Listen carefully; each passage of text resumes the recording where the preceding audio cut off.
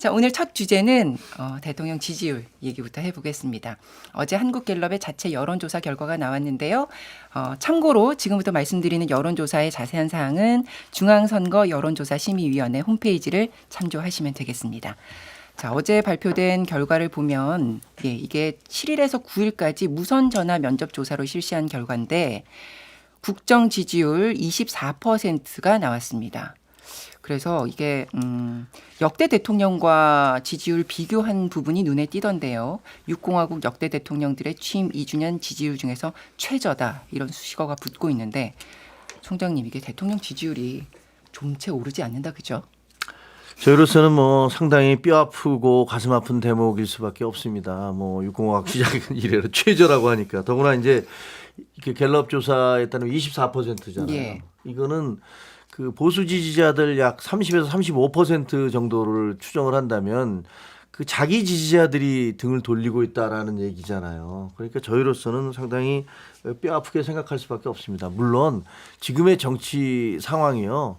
아주 극단화되어 있는 건 사실이에요. 그래서 보수와 진보가 서로 상대방에 대해서 굉장히 이단시하고 적대시하고 있잖아요. 그 갈등이 이렇게까지 심했던 적이 있나? 과거에 지역 감정 아주 심할 때보다 더 심해진 것 같아요. 그래서 뭐 나와 생각이 다른 사람하고는 말도 하고 싶지 않고 그다음에 사돈 맺고 싶지도 않고 밥도 먹기 싫다. 뭐 이런 분위기가 팽배해 있는 건 사실이지만 우리로서는 그럼에도 불구하고 이런 정도의 지지율 나온 거는 정말 비상 상황이다. 우리가 탈퇴한 거라지 않으면 정말 우리는 좀 큰일 나겠다라는 그런 경각심을 갖게 됩니다. 그러니까요. 지금 말씀하신 대로 같은 조사에서 국민의힘 지지율이 34%가 나왔거든요. 그러면 수치로만 보면 이분들도 윤 대통령을 지지하는 건 다 지지하는 건 아니다. 이렇게 해석을 할 수 있는데 소장님 어떻게 받아들이고 계세요? 그 여론조사를 보면 지역, 성별, 연령, 주요 지지 정당별, 직업별 뭐 이런 식으로 세분화하잖아요. 그걸 총 틀어서 생각을 해보면 70대 이상 국민의힘을 지지하는 분들 빼놓고는 다 부정평가가 높아요. 특히 나는 보수예요라고 하는 분들 중에서도 52%가 윤석열 대통령 못하고 있어 이렇게 얘기를 하고 계시거든요. 그러니까 지금 거의 박근혜 대통령 탄핵 이후에 국민의힘과 여권을 향한 국민적인 시선과 판단과 비슷해 보인다. 그 정말 보통 각오가 아니면은요, 정말 이 흐름을 되돌리기가 어려워 보인다라는 생각이 들어서 상당히 걱정스럽고 우려스러운 부분이 많네요. 어떤 부분 눈여겨보세요. 그러니까 지금 4월 10일 총선이 끝나고 나서 한 달입니다.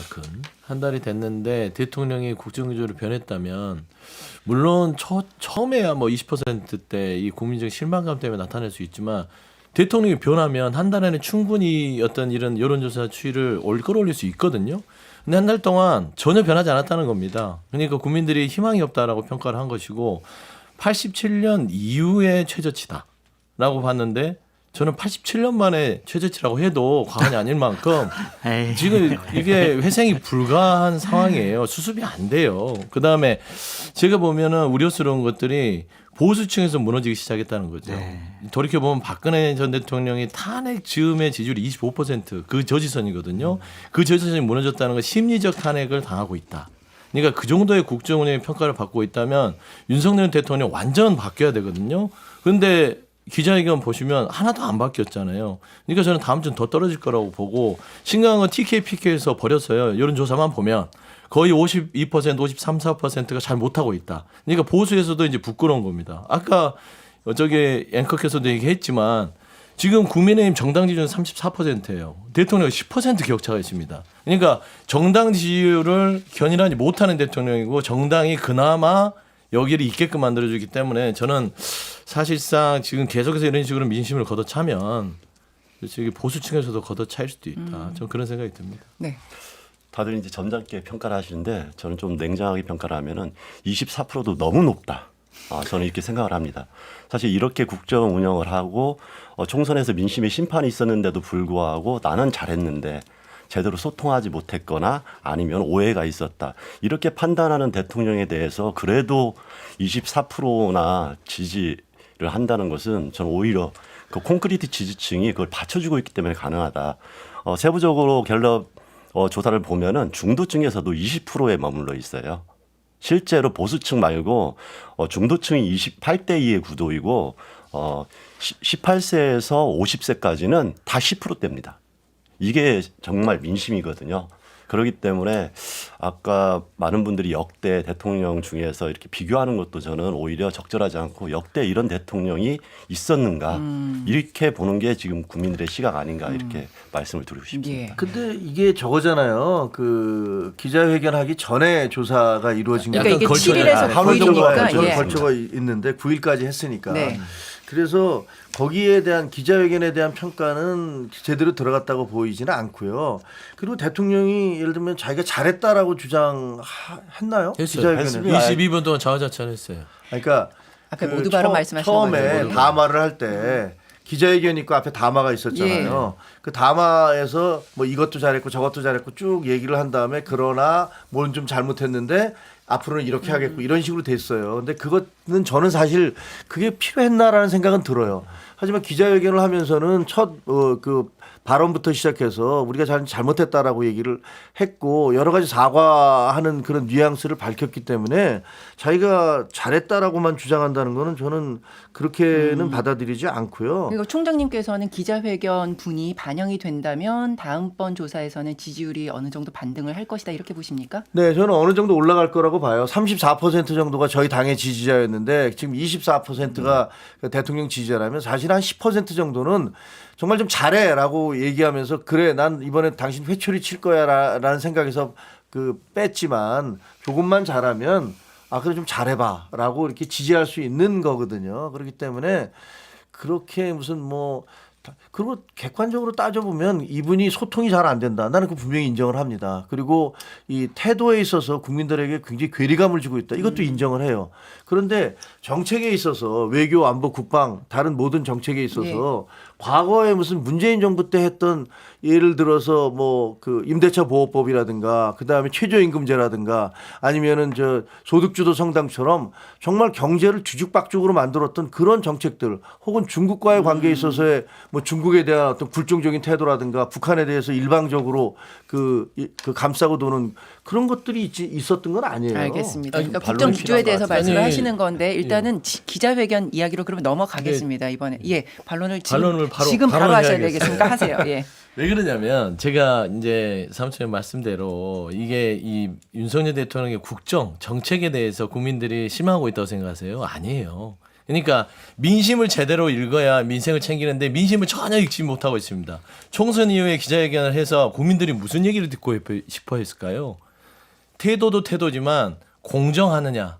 그 문제가 가장 큰 문제였습니다. 그러면은 본인이 국정을 2년 동안 할 때 내가 어떤 정책 방향에서 잘했어요. 좀 더 소통해서 체감시켜 드릴게요. 여기는 차지하더라도 국민들이 듣고 싶었던 거는 최수근 상병에 대한 어떤 특검 문제를 왜 수사해야 되는지 내가 이런 오해를 있으니까 받겠다. 모두 발언에 그게 들어가야 되는 거예요. 그다음에 김건희 여사에 대한 배우자. 그래 본인에 대한 것들 여러 가지 추측들을 털지 못한 오해들이 결국에는 이 민생에 있어서 영향을 미친 것 같다. 골자. 그러니까 국민들이 듣고 싶은 얘기를 하나도 안 했어요. 그러니까 듣고 싶은 얘기만 피해서 하니까 결국엔 자아자찬이 된 것이고 그다음에 110분 동안 기자들한테 했던 부분도 명확하잖아요. 본인이 뭘 하겠다는 미래 비전이 아니라 안 하겠다 거부였어요. 특검 거부한다. 그리고 국정기조 변화할 거 없다. 그것만 남아요. 예를 들어서 저는 아쉬운 거 딱 한 가지만 늘 얘기하지만 여기에서 개헌을 던지고 나왔으면 어땠을까. 그러니까 기자회견에 자아자찬도 하고 뭐 거부를 하더라도 개헌을 던지고 내년 지방선거에서 대통령 선거를 하겠다. 그리고 1년 나 임기를 단축하겠다. 이 정도의 골자를 던지는 기자회견이 돼야만 국민들이 바뀌는구나. 예를 드는 거예요. 알겠습니다. 그게 없었다 하나도. 예, 저 기자회견 짧게 한마디만 얘기. 해서 기자회견 얘기는 뒤에 있을 거고 예. 사실 저는 소통과 태도의 문제가 아니라고 보고 있는 겁니다. 예. 인식과 행동의 문제라고 보고 있어요. 그런데 지금 자꾸 소통과 태도의 문제로 그 심각한 윤석열 대통령의 국정의 퇴행과 민주주의를 무너뜨리는 행위, 그다음에 공정성이 훼손되는 행위가 오히려 이렇게 물타기 되고 있다고 저는 생각해서 거기 동의하기 힘들고요.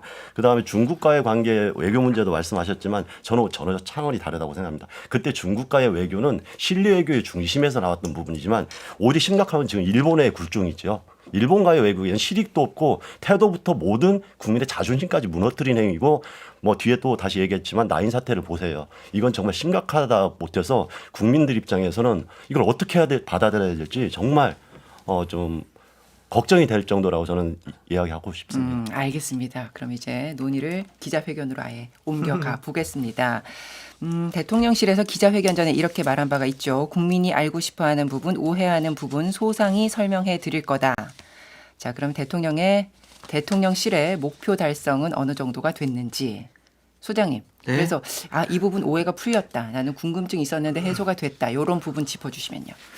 저는 대통령이 국정기조 바꿀까 그런 기대를 했었거든요. 근데 안 바꿀 것 같다라는 그 오해가 풀렸어요. 그리고 이제 대통령이 바뀌었으면 좋겠다라는 기대가 있었는데 예. 안 바뀔 것 같다라는 그런 생각이 들어서 기대도 접어가지고 이러한 전반적인 오해들이 풀렸다라고 말씀을 드려요. 기자회견 전반적으로 평가를 해보면 왜 하셨냐라는 좀 생각이 듭니다. 국민의힘 분들은 그래도 예전보단 나았잖아. 한 게 어디야. 여러 가지 솔직히 설명도 하셨고 김건희 여사 문제에 대해서는 현명치 못한 행위했다고 사과까지 했잖아. 잘한 거지. 조정훈 의원 같은 경우에는 당선인 같은 경우에는 총선 전에 했으면 10석, 15석 더 얻을 수 있었겠네. 이런 식으로 얘기하는 게 과연 민심을 제대로 읽는 분들인가라는 좀 생각이 들고요. 비유하자면 국어 시간에 영어책을 놓고 공부하는 학생을 보는 듯한 모습을 봤습니다. 국민들이 생각을 하고 판단하고 듣고 싶어 했던 얘기 안 하셨고요. 그리고 본인의 생각을 국민들에게 설명하고 싶어 했던 기자회견이 아니라 그냥 설명회였던 것 같아서 상당히 좀 아쉽고 안타깝습니다. 예, 평가가 이제 극명하게 엇갈리고 있는데 여당에서는 그래도 긍정적으로 평가를 하는 것 같습니다. 대통령의 진솔하고 허심탄회한 입장을 직접 들을 수 있었다라는 내용의 논평이 나왔는데 특별히 어떤 부분이 진솔했다고 보십니까? 아니 저는 만족스럽지 않아요. 저 기자의 입장에서 봐서 그 기자회견 자체가 만족스럽지 않더라고요. 왜냐하면 기자들의 질문이 팔로우업이 없었잖아요.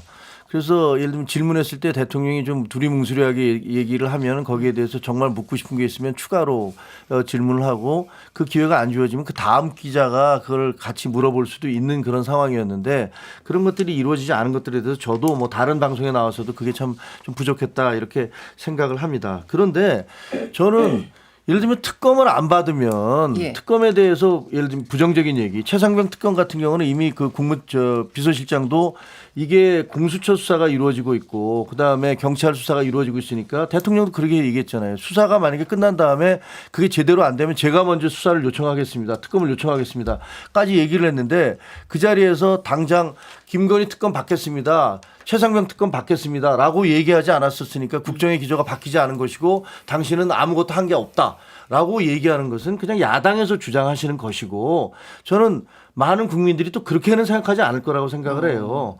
대통령이 그동안에 소통이 안 됐던 것 그 분명히 문제가 있었던 거죠. 100일 이후에 2년 동안 기자회견을 하지 않았기 때문에 하지만 이번 기자회견이 만족스럽지는 않아도 이번 기자회견을 통해서 물꼬를 튼 것이고 앞으로 계속 기자들과 만나서 이런 회견의 형식이 됐든 뭐가 됐든 나름대로의 입장도 밝히고 비판도 받을 거라고 저는 생각을 해요. 예. 그렇다면 국정기조가 안 바뀌었다는 얘기가 뭔지는 잘 모르겠어요. 그러니까 이제 긍정평가에서는 그래도 안 한 것보다는 낫고 앞으로 자주 하는 게 좋은 것 아닌가 지금 이런 얘기를 하고 있습니다. 민주당에서는 어떻게 생각하세요? 아니 좋게 보면 그거죠. 예. 안 하는 이 낫다.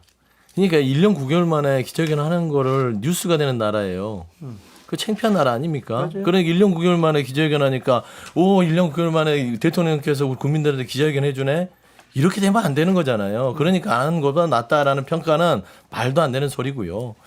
왜 그러냐면 특검을 사실상 거부한 거예요. 사실상 거부. 이런저런 이유를 다 댔죠. 설명하기도 시간 낭비 같고요. 결국엔 민주당 주장을 얘기하는데 국민들이 이 최혜병 특검과 김건희 여사 특검에 대해서 요구가 높습니다. 수치까지 얘기하면 또 여론조사 발표를 해야 되니까 굉장히 높아요. 그러면 민심을 읽고 국정조율을 변화한다는 건 국민들이 이 특검 받으라는 요구가 높으면 그걸 해주는 거예요. 방식은 하겠습니다가 아니라 여러 가지 방법이 있죠. 여야간에 합의를 하는 부분들에서 제가 사실상 국민들의 뜻을 받들어 거부하지 않겠습니다.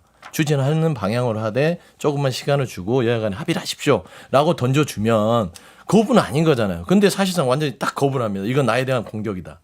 그런 거예요. 그래서 말도 안 되는 여러 가지 변명을 하더라고요.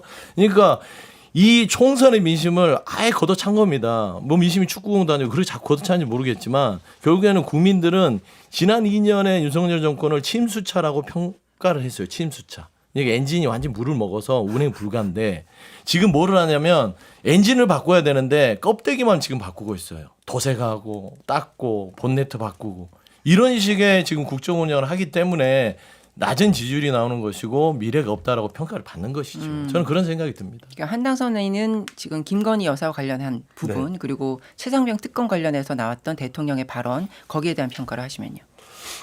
심각하죠.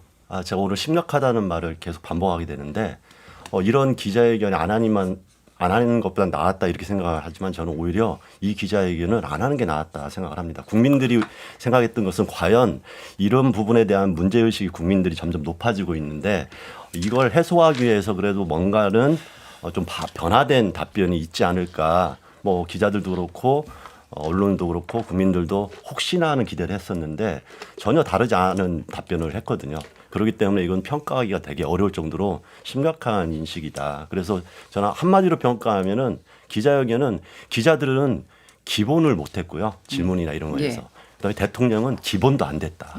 이렇게 평가할 수밖에 없습니다. 그럼 그 기본이 된 그런 기자회견을 보신 적이 있습니까? 아, 문재인 대통령 때 기자회견 꽤 있었었는데 네네. 그럼 지금까지 우리 한 당선인께서 보시기에 야 이거는 대통령의 답변이라든가 기자들의 질문이 상당히 그럴듯했다, 만족스러웠다라는 기자회견 저는 사실 본 적이 없거든요. 저도 그렇게 기자회견이 만족스럽다 이렇게 표현하기는 어려워요. 역대 기자회견도. 네. 기자회견이 우리의 지금 기자회견 형태면은 추가 질문이 제대로 들어가지 못하는 구조고요. 예. 그냥 질문 받고 답변하고 이 두루뭉술하게 넘어가서 항상 기자회견이 있을 때마다 아쉬움을 표현합니다. 그런데 이번 기자회견은 특별했거든요. 국민들이 볼 때 대통령 취임 이후에 두 번째 기자회견이고요. 외국 언론에서도 이렇게 심각한 문제에 대해서 약간 조롱 섞인 이야기가 나올 정도였기 때문에 이번 기자회견에 대해서는 더 심각하게 준비를 하고 정확하게 국민들이 원하는 답변을 일부라도 줬어야 된다고 생각하는 겁니다. 알겠습니다.